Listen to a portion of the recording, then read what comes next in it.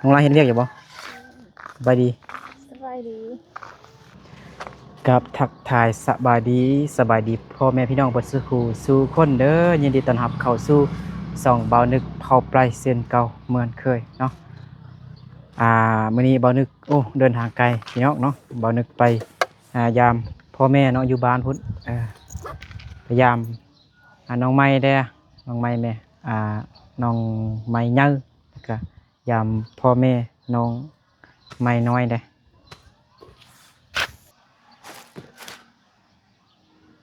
ตอนกลับนี่บ่นึกกับซาวลีก็มาแวะ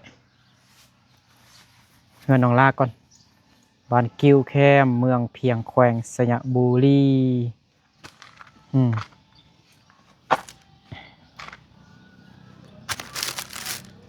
นี่ผู้ใหญ่ใจดีเพิ่นฝากเงินมาให้ซื้อ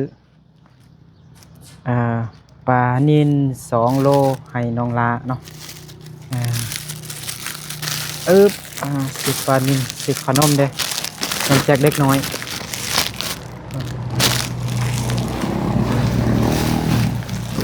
แล้วก็นมเปรี้ยวเด้นมเปรี้ยวเด้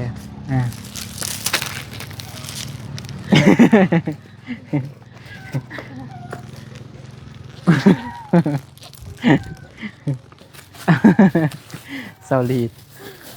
ตัวบ่นึกจกทงบ่แม่นเนาะ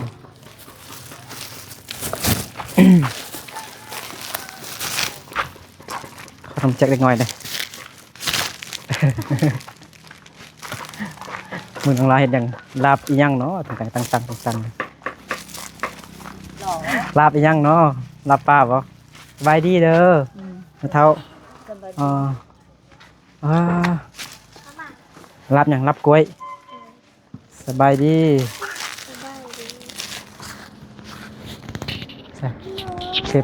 เทพื้นครึ่งนึงเนาะบนนอนงามบ่งาม Giang mất chị nên hả Giang Giang mất chị ở trong nào Giang mất chị ở trong nào พ่อแม่ไปใส่แล้วคือมิดเจลี ไปส่วนบ่ด้วยอ๋อพ่อกับแม่ไปส่วน ไปก่อนGiang mất chị ở nàoไปอ้าว1 จุดส่วนเด้อ ใช่เด้อFC เพิ่นฝากให้ใช่ผู้สาวผู้บ่าวน้อยน่ะกินขนมบ่เจลลี่แถมมื้อนี้น่ะฮะเบิ่ง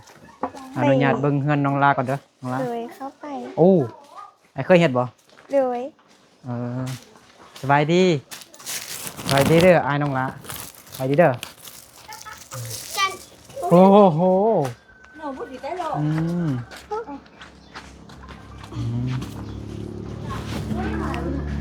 ยังหลายเนาะไปยุ่งดิฮะยังหลายน้องลาเนาะยังส่วนลายเนาะ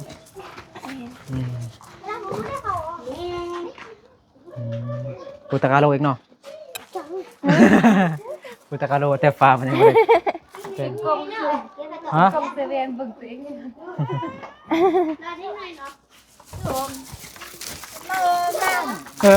มาขนมกัน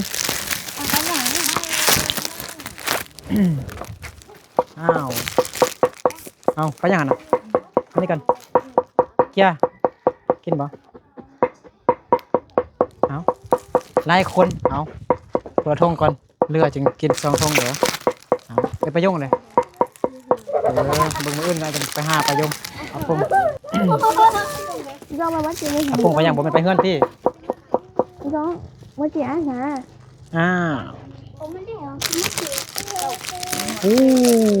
เอาให้ผู้บ่าวน้อยก่อน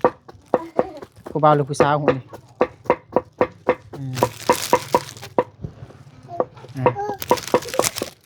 เอามาช่งเอา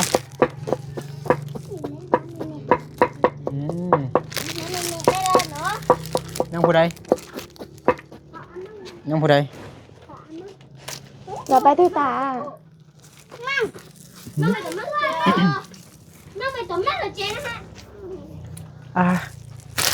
มื้อนี้เดินทางไกลแฮงกลับไปกลับมาอยู่ไปฮอดห้วยเสงแยมแล้วก็กลับมาสะยะอีกก็กลับไปอีกคือไปมาไอ้เสือน โซลาร์เซลล์ให้แม่น้องไม้น้อย อ่า ยังผู้ใดน้องลาไปเอานี่นะ โดย เด็กน้อย เข้า มา ไป แล้วก็ ส่วนนำแม่ น้องลาก็กินเป็นสร้างนี้ ฮะอาเมงได้หรอบ่ขนมอะไรอาเมง แม่ก็ตะก้อนหนึ่งอ่ะยัง มาได้เถอะเอาไปเจ้า อาเมงไปใส่กระทิบบ่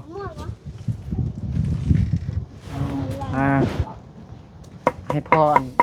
อักกัวเลยพ่ออักกัวเลยเอาอักกัวเลยบ่มาเนาะเฮ็ดอักกัวจะเกลือเลยอักกัวเรือเพื่ออาชวน อักกัว กัวเนาะ โดยอาชอแมนโพเซีย อ๋ออันผู้ใหญ่เพิ่นฝากเงินให้ซื้ออันโซลาร์เซลล์ให้แม่น้องไม้หั่นนะเราลืมร้องมันนี่ไอ้ลืมร้องตลาดเราไปฮอดหัวไชแงมเปิดบ่ขึ้น โอ้ย เรากลับมาเปลี่ยนคืนแห่งวันน้ำมันกระเพงกับไปกลับมาอยู่ โนน้ำมัน เนี่ยกระซ้ำแต่นี่ไปฮอดไชยะเอาเลยแต่บ้านน้องลาไปฮอดไชยะเอาเลยขึ้นไปหัวไชแงมนะ แม่ ความไกลนะบ่แม่นทางเพียงคือมาบ้านน้องลาเลยขึ้นดอยอีก ขึ้นด้วยเนาะ ขึ้นดอยลงดอยขึ้นเขาลงเขาโค้งไปโค้งมาดิเนาะ แม่น เส้นทาง ทางกับคดโค้งคืองูไหลน้ำน้องลากำลังฝักเนื้อหมูอยู่เนาะต้นกล้วยต้นยวก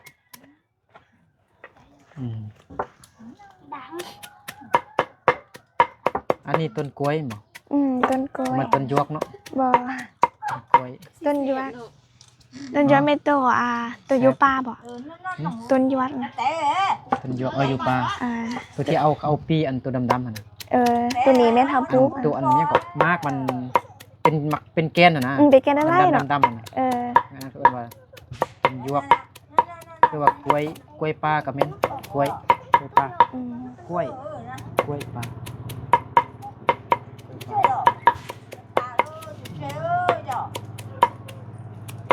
อันนี้ฮะมันกินดิบเลยเนาะ แม่น ให้เป็ดบ่นี่ ให้เป็ด คิดว่าให้หมูมัน เป็ดแล้วก็มากินถ้าทำซัว หมูก็กิน ใช่โดย พ่อแม่มาแล้วบ่รถซิ่งใครนะซิ่งเข้าคุณบ่ ข้าวสวี ปูนทรายเมื่อแล้วบ่ ยางซ้าย ยังทรายบ่ โดย ปูนหมดแล้วเนาะปูนจักเป่า อุ่นครบแล้วแบบเจ็ดเปล่าบ่ จักเป่าบ่ ตัวได้ไอซื้อมากอะหมดเลย หมดแล้วเนาะ แอน จักเป่าเนาะ แอน ดินเท่าไหร่ก็ ยิน500,000 500,000 โดย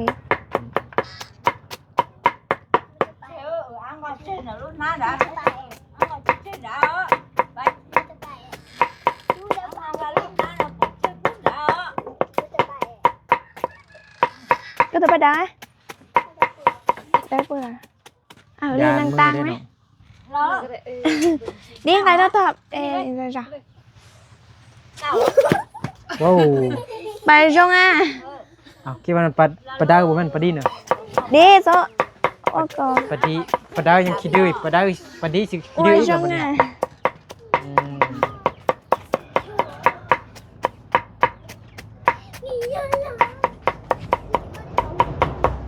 วันนี้ไปโรงเรียนบ่น้องล่ะ ไปเลยแต่ตอนแรกนะอาจารย์บ่คืนไปแล้วอาจารย์บ่มาแล้วกลับมา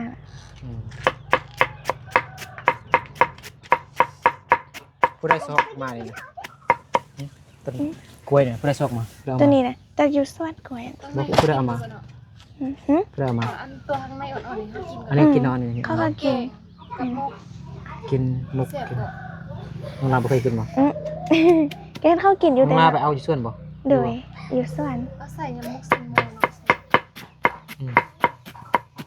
ได้ก็บ่เคยกินดอกมีแต่ดีฮะเอาน้องกินโอ้ยยันมือด้วยเนาะน้องลาบ่ยัน กายานอยู่ย้อนตีอยู่นะ สิ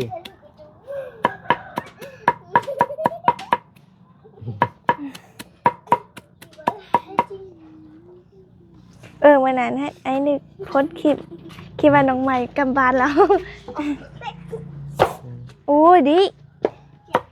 ยอดได้อยู่อ่ะ น้องใหม่ยังอยู่ไสใหญ่ เฮ็ดเวียก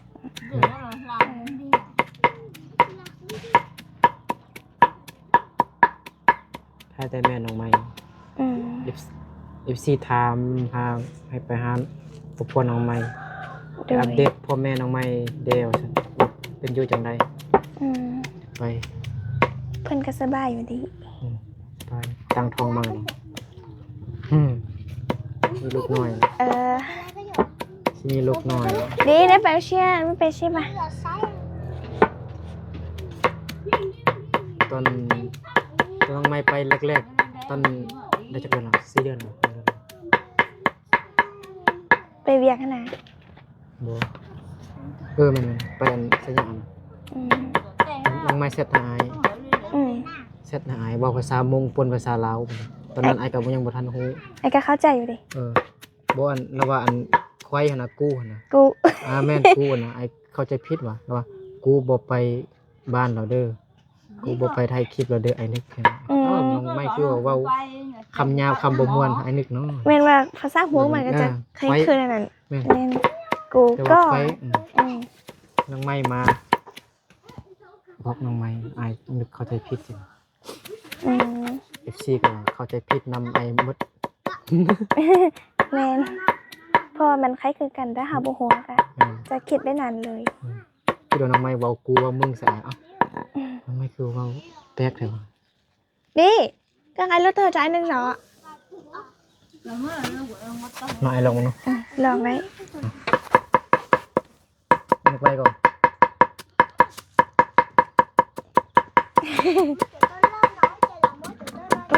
เอาต้องไม่ต่อ แม่นบ่น้องละแบบนี้บ่ แม่น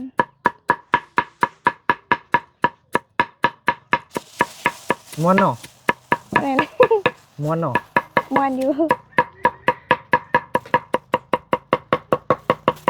แต่กี้อาจก็เคยนั่นอยู่ แต่อัน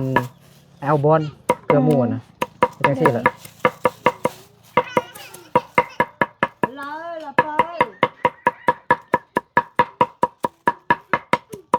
ต้องฟักแห้งเนาะจะขาด แม่น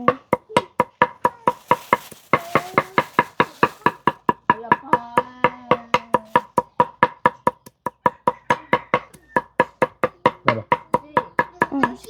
ยังไงอยู่ มีใช่อะไรก็ได้แหละ มีแอลบอลยาวอยู่เห็นบ่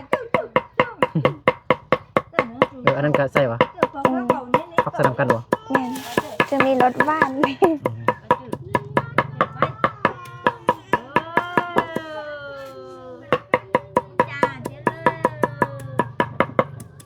พอแม่ไปแต่เช้าบ่ ถ้าไปเมื่อสายได้ก็ไปได้ก็มากินข้าวอยู่ กลับไปอีก เลยก็ไปอีตอนซ้อยนี่ นั่นแหละ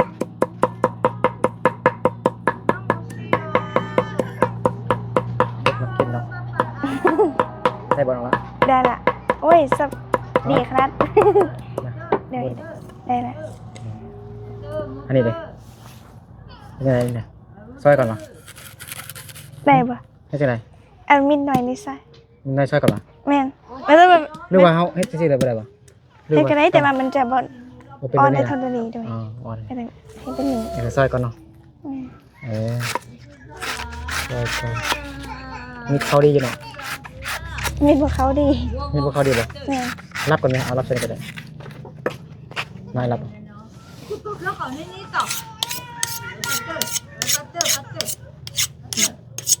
เคยบ่ เคยอยู่แต่บ่แห่งบ่เขา บ่เขาบ่ แม่น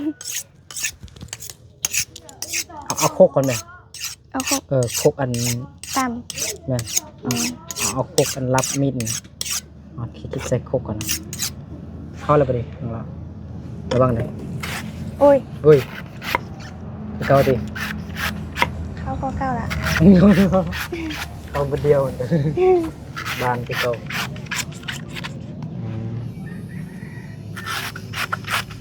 สักชั่วโมงแล้ว หือ อันนี้ บ่ฮอดสมองคือ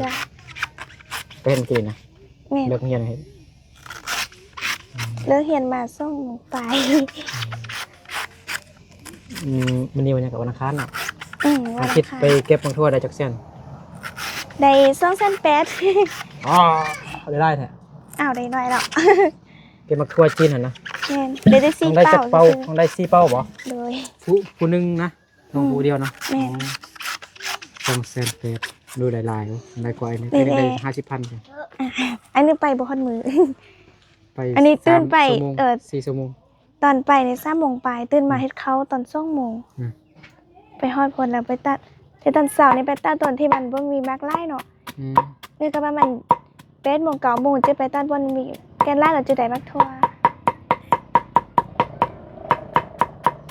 การมือลองนั้นระวังนะ ดู เป็นตะยานครับอืม หาก็เคยทราบเราทึกมือได้ก่อน นะ แม่น ระวังโอ้หน้าน้องลาไปยังมางามแท้ไปเกือบต้มใส่มาฮะ อยู่นอกหั่น พี่มันซื้อยัง กี้ กี้ แม่น กี้ไปยังมาหึไปยังมา ลิ้นสิบแม่ ไปเล่นหน่อยด้วยโอ้ไปเกือบที่ต้มมาอืมยังบ่ได้นึ่งข้าวนึ่งน้ำเถอะบ่ บ่ อืมปลามันยังบ่ตายเลยติยังว่า บ่ได้เบิ่งเทื่อ เบิ่งถ้ามันบ่ตายบ่ทาใส่ตู้เย็นเท่าก่อนนะ โดย มันตายก็ใส่ตู้เย็นต้องรัดนั่นน่ะติเขาเก็บค่าไฟเหรอบ่ เก็บแล้ว เดือนเท่าไหร่ แต่ว่าไอ้ก็เพิ่นว่าเพิ่นสิไปไทยได้บ่ให้เพิ่นใจก่อนนี่เพิ่นบอกให้เพิ่นใจก่อนแล้วเพิ่นสิไปแล้วยันบ่ได้ใจนำ อ๋อ ว่าแต่ ไอ้ เดื เรา อน ซื้อยัง เดื บ่ อนละ ไอ้กุ๊กนั่นน่ะอันยังบ่ฮู้ซื้อเลย ตู้ ไอ้ตู้บ่ แม่นไอ้ตู้ ไอ้ตู้สิไปไทยนำเมีย แม่นสิไป สิไปมื้อใด วันที่1นี่มื้ออื่น อ๋อมื้อเนาะ แม่น 31 แม่น เนาะดิต้นพ่อแม่น้องไปยุ่งบ่มีเงินเฮ็ดพาสปอร์ตเถอะ แม่น คนอื่นไปเบิดแล้วเขาไปเฮ็ดเวียกยัง ตอนนี้ไปนะ แม่นช่วงนี้เขาเฮ็ดเวียกยังอยู่ไทยนะ ไปคุดคิงสุตีน้องรักกับบ่ฮู้คือกัน ได้ราคาดีบ่ บ่ฮู้คือกัน เฮ็ดนำคนมุ่งเหรอเนาะ แม่น มงไทยเนาะ ของไทยเพิ่นก็ไปอยู่นำของไทยนั่นแหละ พอน้องไปยงหาเงินสิเฮ็ดพาสปอร์ตนี่พอเถอะได้มากแล้วก็ซื้อซูชิกินกับหมดไป ใบส ก็มี ปอร์ต FC หลายคนก็ทักมาทำเรื่องอันพาสปอร์ตพอมีน้องไปยงนี่ อันนึงเท่าได้ก็บัตรสปอร์ตนั่น พาสปอร์ตนะ แม่น คันเฮ็ดเดือนก็2 ล้านปลายติ 2 ล้าน8บ่2 ล้าน5 ด่วน เดือนนึง บุคัน2,500,000ได้ไปเฮ็ดดูเลย สิเนี่ย เฮ็ดดูเลยเขาละใจให้ เดี๋ยวนี้แต่บ่ฮู้ว่ามันจังได๋ยังก็ขึ้นเด้ แม่น ราคายังก็ขึ้นเห็นบ่ เดี๋ยวว่า แม่น คือทรายกับ บ่ ทรายกับ ว่า หิน เลย ก็ขึ้นเลย 3 ล้านกับ อืม 2 แสนเอาเลย ขึ้นเหรอ ขึ้นเลยดิน้ำกินน่ะ น้ำกินก็ตก 15,000 แม่นแหน่ตัว15เนาะยังว่าได้ตอนนั้น ยังก็ ตัว ขึ้นเบิด 12 ก็ย้อนน้ำมันนี่แหละน้ำมันแพงก็ขึ้น ขึ้นเลยๆเนาะ สงครามนี่แหละ ป้า ค่าน้ำประปาก็แสนเก่าพุ่น โอ้ ค่าน้ำก็แพง ในค่าไฟเ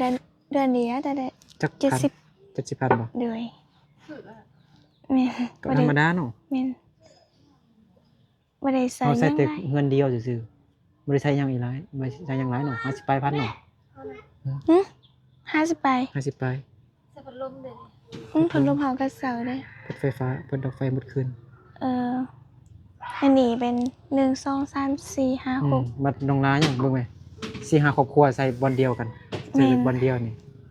170ซื่อๆถึกอยู่เนาะ เทคิว มีเงินจ่ายไฟแล้วค่าไฟแล้วดิ เรียนเท่าไฟนะไอเพิ่นใจก่อน ไอ้ตู้จ่ายก่อนบ่ แม่นไอตู้เพิ่นสิไปเฮ็ดเวียกอยู่ไทย อ่า เพิ่นสิไปแล้วประมาณตอน ใส่บินน่ะ บินน่ะ อยู่นำไอ้ตู้เพิ่น แม่นอยู่นำไอ ไปอยู่นี่ให้FC เพิ่นเบิ่ง อยู่นำไอนะ หลักฐานการจ่ายค่าไฟ อืม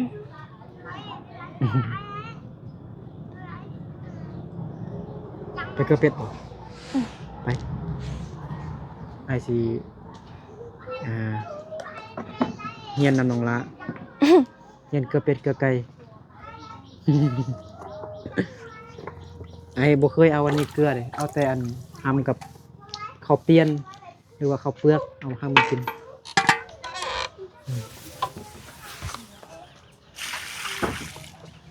เอาใส่น้ำบ่มาเข้าเหนียวบ่ ข้าวเจ้า หุงเลยบ่ได้วะ จังได้แล้วคุ้มเลย ไม่ยังก็ดิ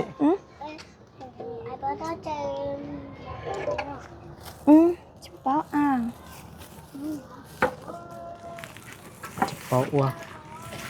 จิเตานอ เฉพาะว่าบอลเนาะ ใส่ห้ามเลยเนาะมันบ่ แม่น เป็ดน้องลาจากตัวบ่เป็ดน้อยอันติ เป็นหน่อยเมื่อนั้นท่านตายตัวหนึง เป็ดน้อยนะ เด็ก7ตัวแล้วว่าจักตัวเลยฮะ แล้วไก่อันดิไก่อันกระดูกดำบ่อน หืม ไก่กระดูกดำบ่อนตัวอัน สีดำๆมันบ่ แม่นเป็นกระดูกแม่น ของมันของน้องลาติ บ่แม่น ของอายเนอะ โดย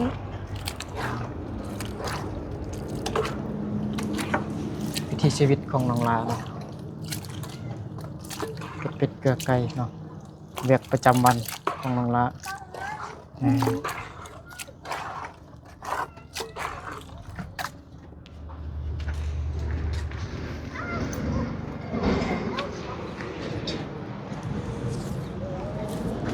้องลายังบ่เปลี่ยนเครื่องเลยปิ๊บปิ๊บปิ๊บปิ๊บปิ๊บปิ๊บ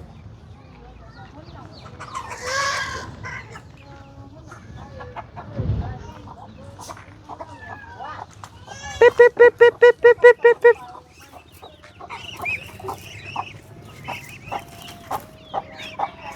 น้องละ หืม ยิ้มบึ้ดหนึ่งก่อนเด้ออาสิเฮ็ดปกคลิปเด้อ1 2 3โอเค อุ้ย มันบอกมันออกมา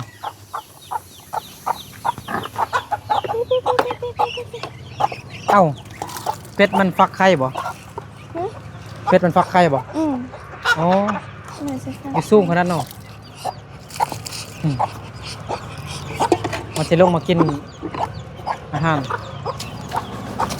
กระดูกหน่อย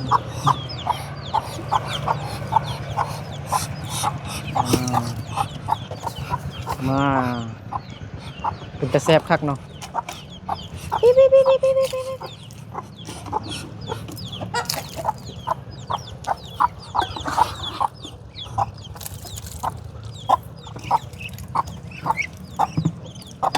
อันนี้ลูกเป็ดผู้ใด หืม โอ้เปิดมันแล้วของละหยุดอยู่ดีงามเต็มยิ้มเด้อมันกองยิ้มเห็นแควงามโอเควิถีชีวิตของน้องละมันมีใครจักหน่วย ใครนะ เป็ดนะมันคือว่าน้องเฮ็ดนั่นมันคือไก่สูงแท้หลายบ่ 10 ป้อหลายแท้ อ้าว ตัวเดียวนะ 10หน่อย ไข่เป็ดเดินมาได้กินไข่เป็ดเหรอไม่น่าซื้อกิน ได้ มีไข่ลูกกับไข่ไก่ไข่น้อยเท่าใด หืม ว่าเขาไข่น้อยเท่าใด จัก 5,000ติ6,000ไข่เป็ด 5,000 6,000 5,000 ไข่อันห่านเคยกินบ่ ไข่ห่าน ไข่ห่าน โนราบ่เคย เขายาวๆนะอ้อห่านนะ แม่น ภาษามงอ้อห่านบ่ แม่นอ๋อห่านโนราน่ะบ่ได้กิน เออดินก็ยังเลือลายอยู่เนาะ แม่น เอามาถมเพิ่นครัวเนาะ แม่น lấy mày sao có tên ถมเพิ่นครัว lấy mà có tên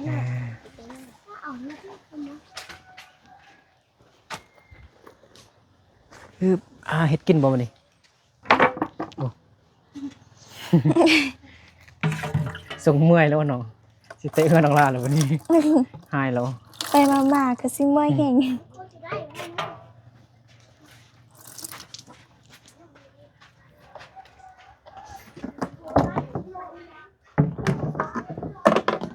เปิดไฟให้น้องลาน้องลาสิเฮ็ดกิน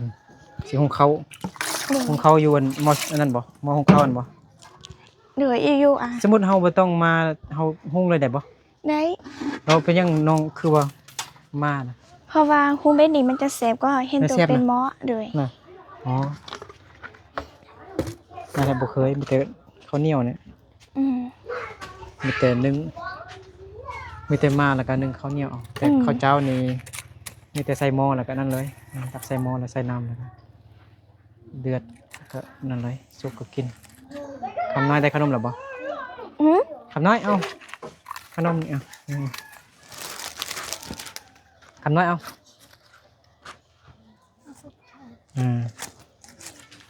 ว่าหวดน้องลางามเนี่ย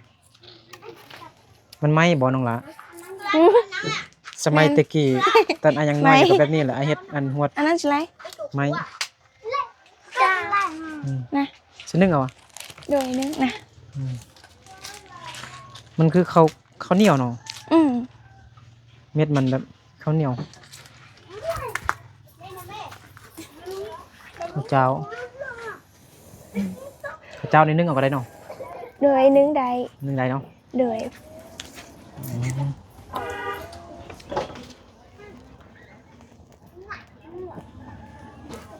น้องลาเป่ามนต์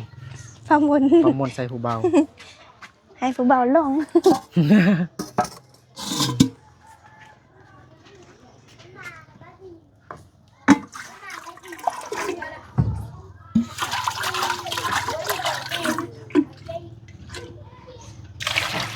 เมื่อกี้ไปถ่ายน้องไม้แม่ห้างเราพอดีอันพอน้องกามา เออ พอดีพอน้องกามาแล้วก็ลุมกันกับพอน้องกา พี่หนู แล้วข้ามน้องกาไปยังไสยะเบิดว่าอยู่ไสยะเบิดว่าอยู่เวียงจันทน์ อ้าว ถ้ามาเห็นรถหรือบ่รถที่เขาลักบ่เห็นเลยว่าซั่นเขาลักรถน้องกาแห่งว่ารถเขาดาวเอา รถจัด แม่นรถจักรสีแดง อืม รถน้องกาซื้อ สิได้กลับบ่ แม่นเราวันนี้ทำเบาเรื่องอันอายน้องกาหั่นน่ะกับเมียอายน้องกาเอาเมียแล้วก็พากันนอนตื่นมาแล้วก็กินข้าวนอนตื่นมาแล้วกินข้าวว่าซั่น เบาผ้า พ่อน้องกาเว้านะ เออ แล้วเฮาอันแม่อันไปเก็บมักทั่วนอนอยู่ไสยะนี่มาเก็บมักทั่ว อืม ก็ส่งข้าวให้ส่งเงินให้ลูกกับอันลูกเพิ่นหั่นลูกชายกับลูกเพิ่นหั่น เออ เป็นแบบนั้นเนาะแต่ละคนมันบ่คือกันเนาะ แม่นชีวิตสาวชีวิตต่างกัน น้องลาน คน สมมุติอันใดควรนอนกินบ่ บ่ ใส่รู้ใส่กับฮักเมียได้บ่บอกบ่ว่ากะ แม่น คือเกันนั่นแหละ ถ้ารู้ใส่น้ำพายเมียก็ต้องได้เฮ็ดคือกันนั่นแหละ แม่นต้องมี รู้ใส่กะ พาเฮ็ด บ่เฮ็ดเมียก็บ่เฮ็ดกะสองคนนั่นแหละ ว่าบ่ได้ พอน้องกาก็ว่าอยู่บ้านอันลูกเพิ่นก็ บ่เคยเฮ็ดนี่ คือกันหั่นนะ เออ ครอบครัวแบบคล้ายๆคือกันน่ะนะ เลย เราเรื่องฐานะแบบคล้ายๆเพื่อนน้องกาสินะ อืม สงสารแม่โอ้ไปหาเงิน เก็บมักทั่วอยู่ไสยะนอนเฮ็ดหลับเฮ็ดนอนแล้วเบิ่งเฮ็ดตอนกลางคืนบ่จักเราส่งเงินให้ลูกชายกับลูกเพิ่นแบบกินแบบฟรีๆแบบอันนั้นเลย อืม อยู่ละละนอนกินเลยลูกชายกับลูกเพิ่นว่าซั่น ถ้าอยู่กับบางคนนี่เพิ่นสิเอิ้นเว้าให้พี่น้องมาเว้าถ้าบ่เปลี่ยนแปลงบางคนถ้า เพื่อ ว่า นที่แบบนั้นให้แม่ไปผู้เดียวอีกธรรมดา นั่ ก็ นแหละ ส่วนเมียไปนํ อืม กันคนหูเนาะ แม่น อยู่ ถ้า หา บาง กิน ถ้าบางคนนี่เพิ่นบ่อยากเอานี่ถ้ามีเงินนี่เพิ่นส่งคืนเลย มา แม่นคนเมืองเฮา แล้ว นะ ยังมีเงินก็เอาเงินให้ผู้ใด แบบว่า ถ้า ถ้า ผู้หญิ ขี้ งบ่ ขานเลยถ้าใส่ผู้หญิงแบบว่าส่งคืนบ่เอาดูแล้วเพิ่นว่า บ่แต่เฮาไฟซ้ายเสียให้ผู้หญิงว่ะ แม่น อ๋อ เพราะว่าขี้ขานเว้าไล่กับบ่ได้เนาะแต่บางทีเขาบ่อยากเอาเพิ่นก็จะส่งคืนอยากก็อยู่ ต่างคนต่างมีแนวคิดหลายอย่างเด้ อ๋อสงสารแม่น้องกาแฮง แม่น ไปผู้เดียวหาเงินให้ลูกเทวดา กับลูกพาคุณนุ่ง นี่จับกล้องไงนะไม่วันนี้เอาเงินค่าดินน้องลาก่อนจ่ายค่าดินก่อนเนาะที่ทางนี้มันแจ้งๆเลยน้องลาที่มันกี่ เออ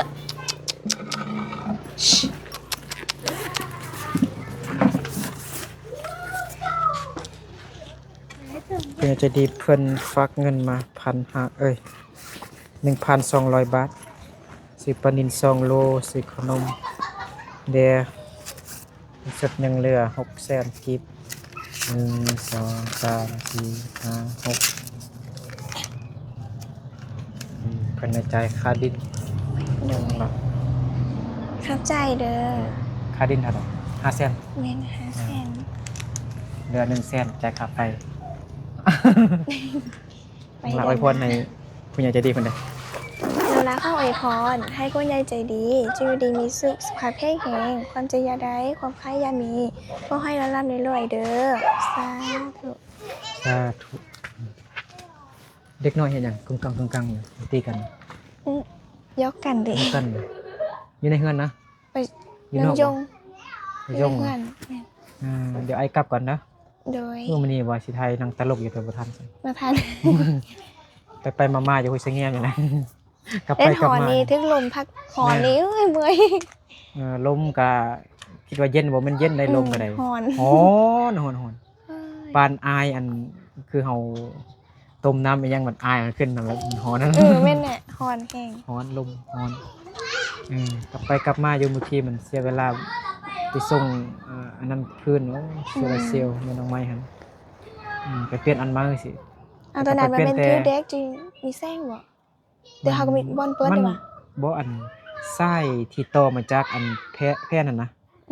มันบ่อันนั้นมันบ่ดี เดี๋ยว ก็เลยเปลี่ยนเอาแผ่นมานั้นเอาแผ่นมาเอาแต่หัวมันไฟมันแต่นั้นอยู่ดีอยู่ก็ได้แล้ว เดี๋ยว นั่นเด้อ เดี๋ยว เงินนี่ก็เอาไปซื้อเหล้าซื้อเบียร์กิน บ่ บ่จ่ายค่าดินซ้ํ ใช้ค่าดิน ติดหนี้ค่าดินอยู่500,000กีบเนาะ พอมีมาทำเงินเบิด เงินของลาก็ยังบักกะหลายเนาะทางบอนนอนแม่ของลานี่ก็แล้วไปแล้วเนาะ เดี๋ยว เราไปในอยนึงยังส่วนหลายเนาะ เดี๋ยว ส่วนหลายยังบอลใหญ่นี่ ไปจิหรอ โอเคอยู่ดีไม่แห้งบนสกูสุคนพี่น้องเนาะเดี๋ยวเจอกันในคลิปต่อไปเด้อสบายดีบ๊ายบาย